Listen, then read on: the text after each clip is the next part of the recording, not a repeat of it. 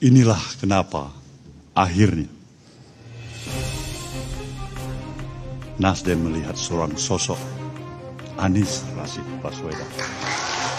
Partai Nasdem telah mendeklarasikan ex-Gubernur DKI Jakarta Anies Baswedan sebagai bakal calon presiden 2024. Sejumlah kader Partai Nasdem rame-rame menyatakan untuk mengundurkan diri.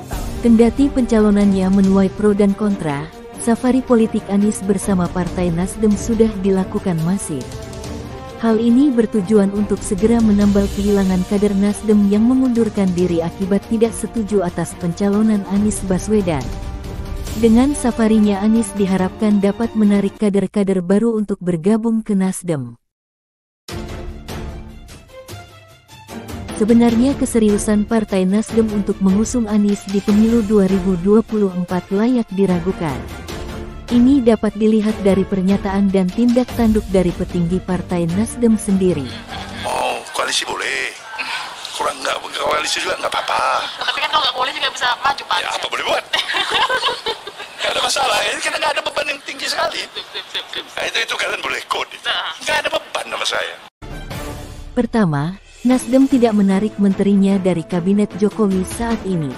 Hal ini sangat bertolak belakang dengan narasi perubahan yang mereka gaungkan, termasuk akan menamakan koalisi mereka dengan Koalisi Perubahan.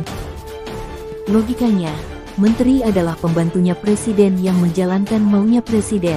Jika menteri Nasdem masih mengerjakan maunya presiden, itu sama artinya dengan menunda terjadinya perubahan itu sendiri. Kami tarik ya menteri kami, Pak Jokowi, maaf sekali, terima kasih, tapi kami akan mendukung walaupun kami tidak di pemerintah. Nah, itu lebih masuk akal tuh. Kalau masih bilang kami akan mendukung karena itu kami ada dalam pemerintah, itu membingungkan. Kedua, Nasdem menolak cawapres AHY dari Demokrat. Ini sama saja menghambat bahkan mempersulit terbentuknya koalisi untuk mengusung Anies, padahal partai atau gabungan partai butuh 20% kursi parlemen sebagai ambang batas guna pencalonan kandidat Pilpres 2024. Dengan kata lain, apabila deal-dealan politik di internal begitu alot dan menciptakan deadlock, maka akhirnya Anies Baswedan batal dicapreskan. Sebenarnya jalan untuk mencukupi kan ada. Salah satunya misalnya menjadikan AHY menjadi wapres, selesai.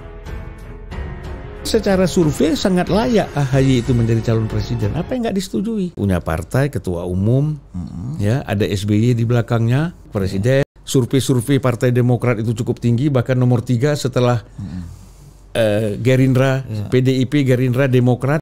Apalagi yang kau ragukan? Nah, jadi kalau dilihat dari sudut itu, kayaknya ada upaya sengaja untuk deadlock. Ketiga, Nasdem terkesan terburu-buru mendeklarasikan Anies Baswedan, mendahului partai lain. Kita sedang lihat-lihat ini. Sedang menjajakin satu sama lain. Kita lihat ini. Tadi saya ganggu-ganggu juga. Mas Abu Bakar ini sekjen PKS.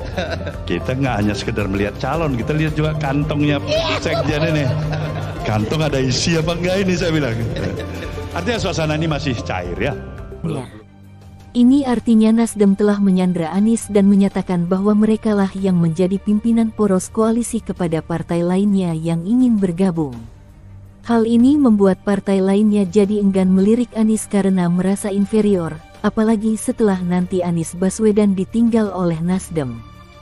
Dulu kan kita berpikir itu deklarasinya itu kan 3 partai sekalian kan. Nah, ternyata kan ini hanya Nasdem kan. 10 November itu harusnya kan 3 partai. Itu udah berapa, kalau 1 bulan itu kan bisa berapa kali makan siang bisa selesai lah. Tapi tiba-tiba diambil kan tanggal 3 Oktober. Hanya Nasdem sendiri. Nah, ini sekarang kan begini akhirnya. Kau yang menusuk, kau pula yang bikin tahlil.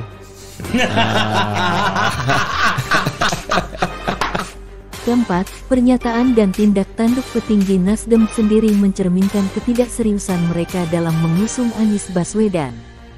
Jadi, sebenarnya Anies Baswedan telah dikondisikan oleh partai koalisi pemerintahan hari ini, yaitu Nasdem, untuk gagal maju sebagai calon presiden 2024. Nah, jadi ini akhirnya kesimpulannya, Anies ini dibuat bagaimana caranya tidak bisa maju. Karena ada persoalan tidak mencapai 20% threshold itu.